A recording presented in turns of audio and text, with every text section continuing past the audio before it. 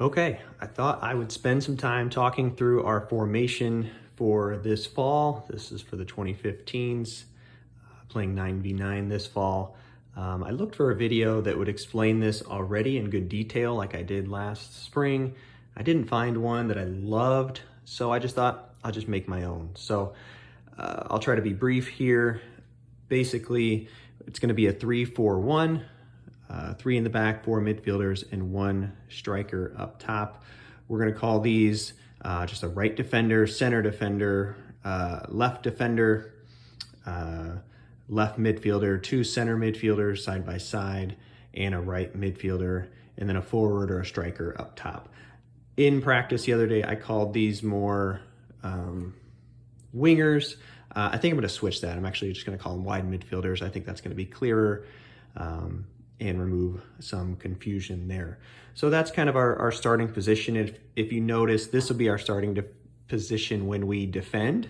So this is kind of our defending formation. It'll look different in attack, but this is when we defend. So when we defend, the key word is compact. So we're a little tighter together, not as much space in between us to get the ball through. So you can see we're kind of tucked in. Our wide midfielders are going to be goal side of whatever midfielders they might have or people they have out here. We're going to be goal side and tucked in behind them. Our defenders are nice and compact. Likely there'll just be 1 forward up here. We're going to be aware of that one, and wherever she goes, we're going to need to mark her, usually be on her back. And then so if our center defender goes up, we have 2 that are covering below. But we're going to stay compact. We're not going to get sucked out too wide. Now, if the ball goes out wide here, we'll shift as a team, but we'll stay compact. All right. So these 3 defenders rather, they'll be 7 to 10 yards apart. As one might need to step to the ball, we'll still shift. Then you can see this left defender, she's all the way across just about, to the center of the field, and that's okay. I don't mind that. I like that. I'd rather this happen than 2 people shift, 1 doesn't shift, and we have this huge gaping hole here in the middle. So we want to shift and stay compact. And that's no different in the midfield either. We're going to shift that way as well. Our forward's going to do a lot of pressuring, and we're going to shift this way. And if they swing the ball across, we'll have time to shift back the other way. One thing I do want to cover, which I didn't talk about the other night, is what happens if their outside defender starts running with the ball. Our striker can't get there, so they're running with the ball. We're marked up here like a good wide midfielder. Our defense is shifted over. That's fine.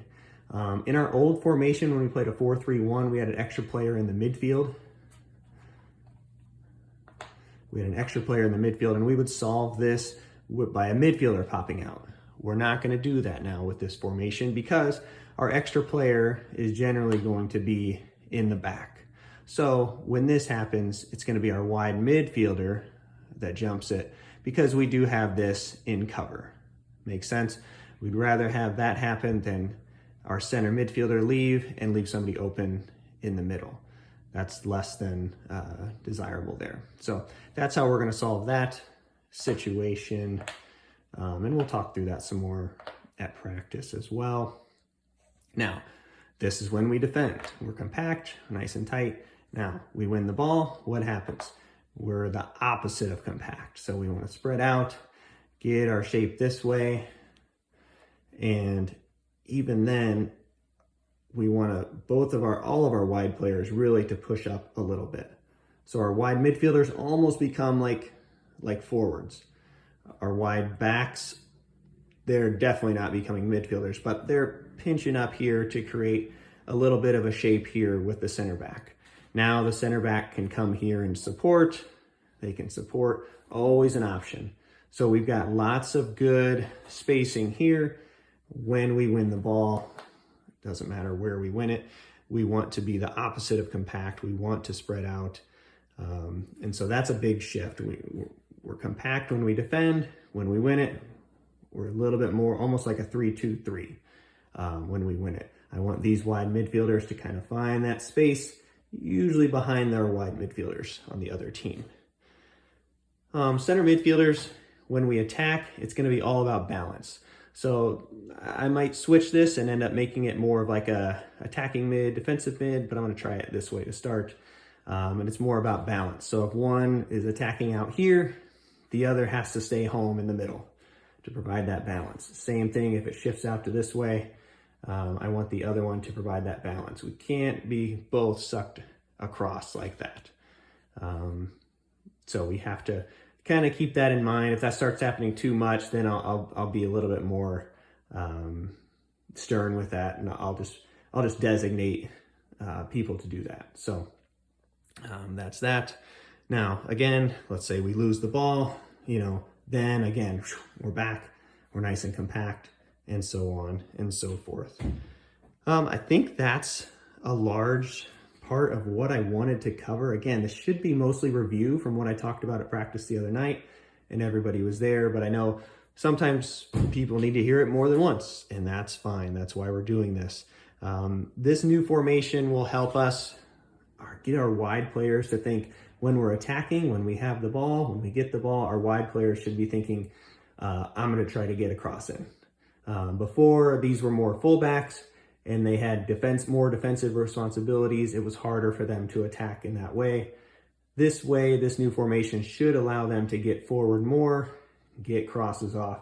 I know I'm showing this in our own half, but ideally we'd be in the other half doing that as well. So hopefully that makes sense. So I think, number one, that's a good thing that will hopefully come out of this formation, get our wide players more opportunities to get crosses off. And I do love when we have the ball, if we're in good formation, I do love the triangles that it creates all over the field, really. So especially this one with our defender, center midfielder, and wide midfielder out here, this is a good opportunity to take advantage, to play around their people. Good triangles here. Whenever we have triangles, that means we have more than one option for the person on the ball. So we want to create that. Always create options, not be too linear up and down or linear horizontally. So it creates good spacing when we have it, and should enable us to have good balance, good coverage throughout the field. So this is the formation that we're going to go with. We'll talk about this, continue to do it at practice. So feel free to use this video to come back to. Hopefully it's something that can live on through the rest of the season, and we can use it as a resource, and we don't have to change too much. But if it's not working, we'll come back, we'll change it, we'll do something else. But a formation is, of course, just a formation. We still, no matter what formation we use, still same principles apply. Using space, covering space, trying to connect passes, trying to look up when there's space, taking the space when we have it, all those things, which the girls should know a lot of by now. So any questions on this, let me know. Otherwise, I will see you in practice.